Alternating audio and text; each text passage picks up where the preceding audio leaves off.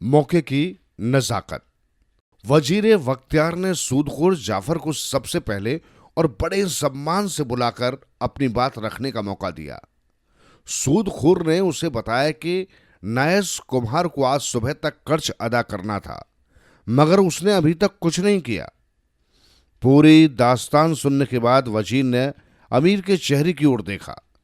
वो आलसी अभी भी उसी प्रकार गफलत में सो रहा था। वजीर बोला, ए न्यायप्रिय अमीर, मुझे ये फैसला सुनाने की आज्ञा दीजिए जो मैं आपके चेहरे पर लिखा देख रहा हूं।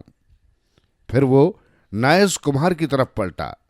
यहां के कानून के अनुसार जो भी व्यक्ति ठीक समय पर कर्ज नहीं चुकाता वो उस समय तक कर्ज देने वाले की गुलामी करेगा जब तक कि अपना कर्ज गुलामी के समय का खर्च न चुका दे। फैसला सुनते ही नायस का सिर झुक गया।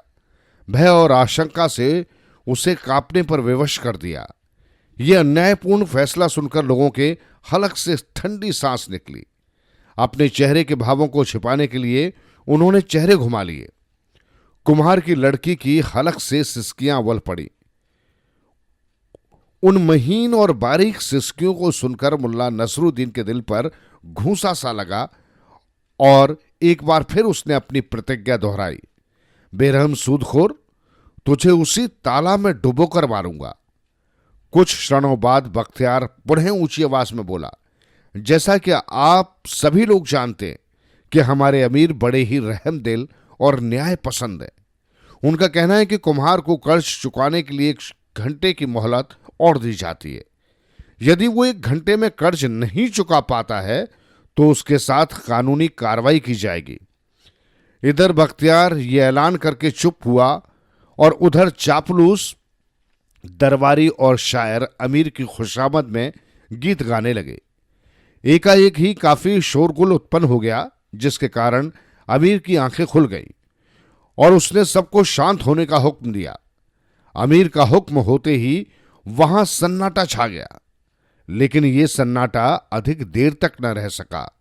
कुछ ही क्षण गुजरे थे कि मुल्ला नसरुद्दीन का गधा इतनी जोर से रेंका कि उसकी कर्णभेदी आवाज सुनकर अमीर को भी अपने कानों पर हाथ रख लेने पड़े।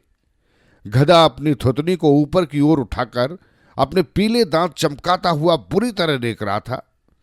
कुछ लोग तो इस तरह डरकर भागे कि वहां भगदड़ सी मच गई। सिपाही भीड़ को काबू करने के लिए भीड़ पर टूट पड़े। मुल्ला नसरुद्दीन ने मौके की नजाकत को समझा और अपने गधे को लेकर भीड़ को चीरता हुआ तेजी से एक ओर भाग निकला। वो सड़ियल गधे को घसीटता जाता और बुरी तरह कोसता जाता था।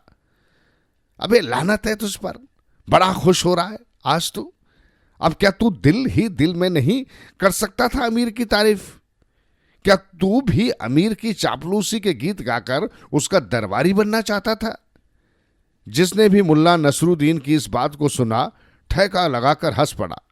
नसरुद्दीन को आसानी से रास्ता मिल रहा था, मगर अमीर के सिपाही भीड़ होने के कारण लाख कोशिश करने पर भी मुल्ला नसरुद्दीन तक नहीं पहुंच पा रहे थे।